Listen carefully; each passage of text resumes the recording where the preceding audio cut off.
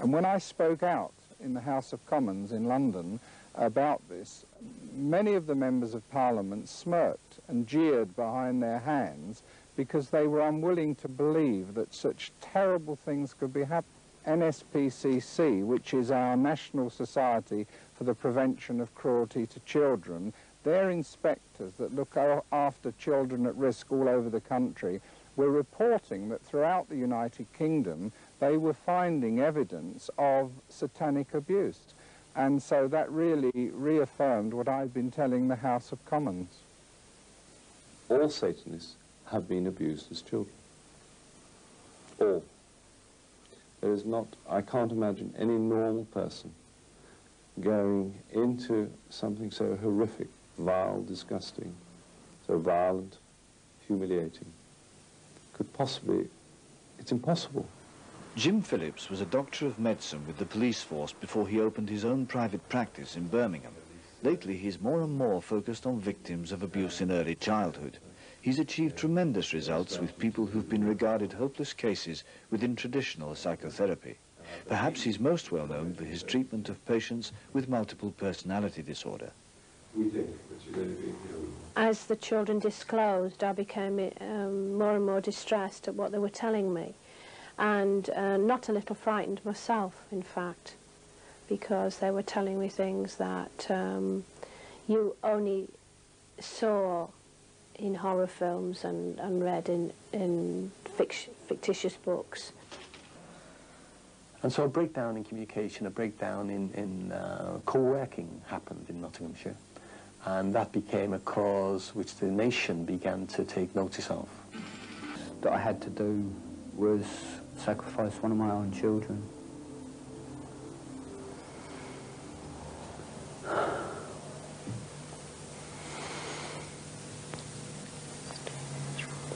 I'm trying. I was about 16, been going out with this girl that was involved in Satanism. She fell pregnant, and the same day that the child was born, I had to kill it.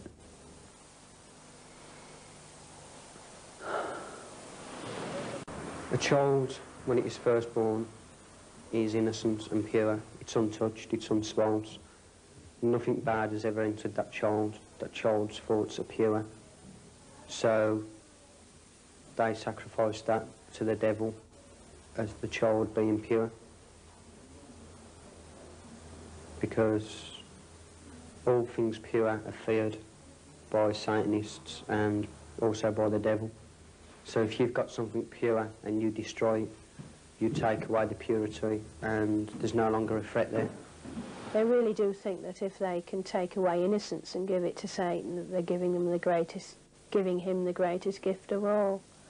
And so it has they do it for all kinds of reasons. The first reason is to dirty the child inside and out, and the second reason is to destroy the innocence. Where is the proof? Where are the traces? Where are the bodies? One former witch who revealed to me that she had actually been present while a child was sacrificed said they do it in a different way.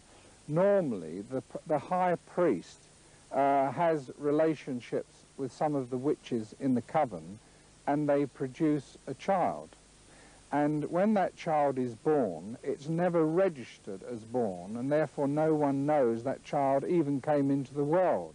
And I was told it was some of those children that were sacrificed.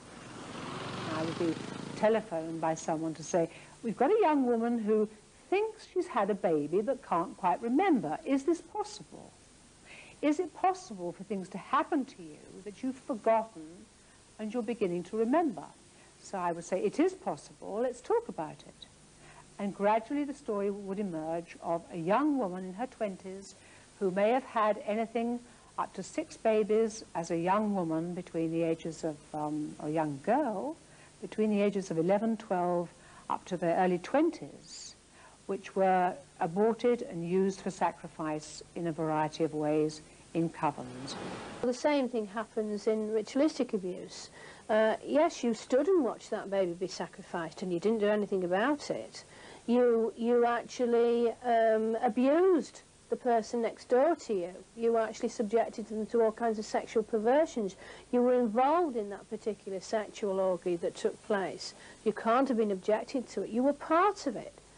So you can't get out of it because you're as guilty as... Because the barristers representing the children said, if we fill the minds of the jury with all this mumbo-jumbo about Satanism, devil worship and black witchcraft, the members of the jury won't believe a word the child is saying. Indeed, some of them wouldn't wish to believe a word the child was saying, and the case would break down. Some children claim that they have seen babies microwaved. In other words, put in a microwave oven, and they have said it then fizzled and whatever.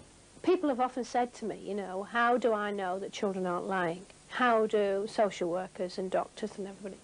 Well, a very low percentage of children lie about this particular kind of problem, or any kind of child sexual abuse. Sometimes because of their tender years, they don't even have the know-how to put this into words unless they've experienced it. And because you know the fear mechanisms around the child cannot be in any way done in any artificial way, that these children are genuinely, absolutely terrified. If you talk to them, and I have talked to witches, I have talked to people who have been still in, are really subconsciously quite frightened and fearful of what they're doing to their children, but they don't seem to be able to stop it. And I once had an experience where a black witch actually rang me up and said her son was about to attain the age of 7 years old and was to be initiated, and could I save her son? Nurses, doctors, lawyers. There was judges that I'd been up in court in front of, involved, you know. I have never yet met a happy Satanist. They are very unhappy people. They usually have drugs or drink problems. They wander the earth looking for some purpose in life and gaining nothing. And I have heard from other Satanists that quite a high proportion of them do kill themselves in the end. So I really cannot understand why anybody would get into such a destructive way of life.